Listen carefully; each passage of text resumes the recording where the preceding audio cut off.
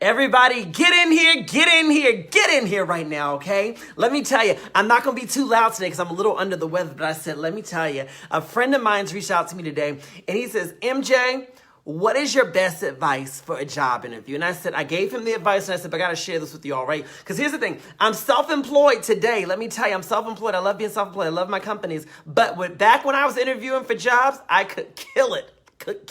And now, because I have over 1,300 team members, let me tell you, I know a thing about interviewing because I'm constantly interviewing people. So let me tell you, if this is your year to get a new job, let me tell you, 2019, you're saying 2018 is good, but 2019 is going to be my year for a new job. I can't stand that supervisor, that coworker get on my last nerve. Let me tell you, this commute ain't nothing to play with. I want a better job. Get in here, get in here, get in here. Click like, click share, click like, click share, click like, click share, click like, click share, click like, click share. Get in here, all right? Let me tell you, let's do this. Marcus says, let's do this. Well, darling, let me tell you this, Marcus. What I want you to do is I want you to click like and share. But I want you to take it a step further, okay? I want you to tag at least one person who needs to see this message. Every single one of y'all. Dorita, Marcus, Ryan. Ryan's one of my old faithfuls, honey. He's been following me and supporting me for so long. Let me tell you. Jocelyn Adams, Jamil Warren, who I want to congratulate because he's a member of my team. He did his first policy. Let me tell you. I got 1,300 team members, but I pay attention to what everyone does. I want you to tag someone on this message. Let me see who you tag and tag somebody, okay? Somebody who need to get a new job. Somebody who's looking for a job.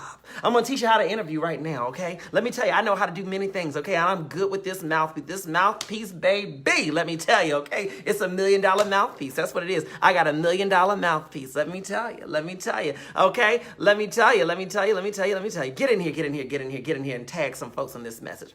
So here is how you do an amazing job interview, okay? So let me tell you, all right? I'm going to be the person who is, I'll play both roles. Let's see how I do with that, okay? I see Lydia tagged Ashley Williams on this message. Thank you, Lydia. Keep on tagging folks in this message, folks. Ryan tagged Sean Holmes. Keep tagging folks in this message, all right? Here's how you do an amazing job interview. Here's the thing about a job interview. First and foremost, okay?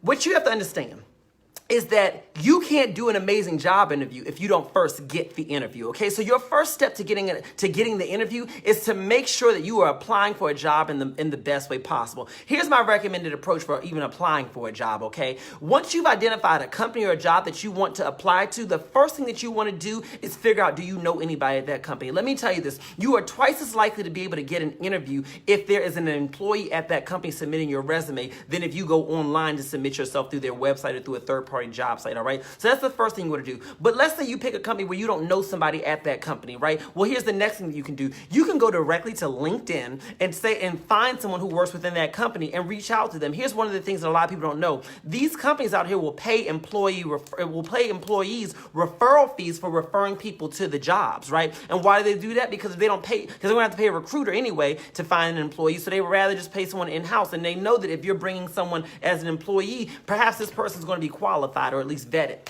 So I used to do that back when I worked in corporate America. I used to make anywhere from $2,700 to $9,700. That's $2,700 to $9,700. Let me tell you, baby. Okay, I was making that coin from doing employee referrals at my company, honey. I was pulling in people right and left. So anyway, what you can do is go through LinkedIn and say, hey, find someone who works at that company, find someone who looks friendly, and say, hi, I noticed that you work at XYZ company. I would like to apply for a job at this company. I'm not sure if you all have an employee referral program that compensates you for submitting people who get a job, but if so, I would love to see if you could submit my resume. That's the first step. All right, try to get in there, okay? Remind them that they can get paid for that. The next thing that you want to do after you do that is make sure that you tailor that resume for that job, okay? This is one of the biggest mistakes that people make. They got one resume that they got. That one little resume, this ain't a resume, but this is one of my note sheets. They got this one little resume, and this one resume they send out to every job. They applying for HR, communications, and IT jobs with the same resume.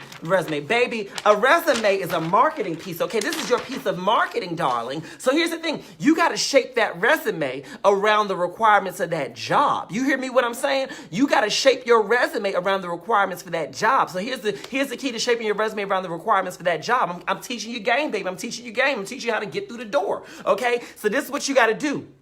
Go and look up the job listing, number one, to see what are the requirements for this job, okay? And they will say requirements. Then what you want to go do is look up that same job title, but at other companies, all right? See what requirements and what responsibilities are listed for that job. Take those sentences that list the responsibilities for that job, and you want to match those responsibilities to things you've already done. You don't want to lie. I'm not telling you to lie. I ain't telling you to lie.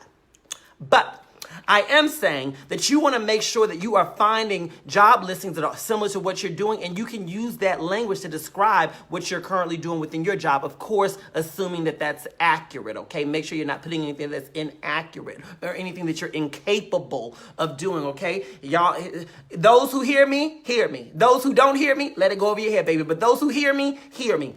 Enough said, all right? So make sure that resume is speaking directly to the job that you're applying to, okay? Don't nobody want to see your transferable skills, okay? Unless you are coming out of high school looking for a college internship, don't nobody want to hear about all the clubs you involved in and your extracurricular activities, okay? What they need to know is, are you qualified for the job, okay? So every single role on your resume needs to speak to you being qualified for the job that you're applying to. Even if the role you did before doesn't seem similar to the job you're applying to, it don't matter, baby. Make sure that you still tailor what you've done to pull out what parts of that job did you do that are similar to what you're applying to. And how do you know it's similar? Because it matches the job description for the job you're applying to. And if you say, well, I don't know how to describe what I do in that language, like I said, look up other job descriptions for similar jobs like the job you're applying to and see if that language is something that you can pull and kind of use that there, okay? Next. All right, now let's get into how you do the interview, all right? Y'all ready?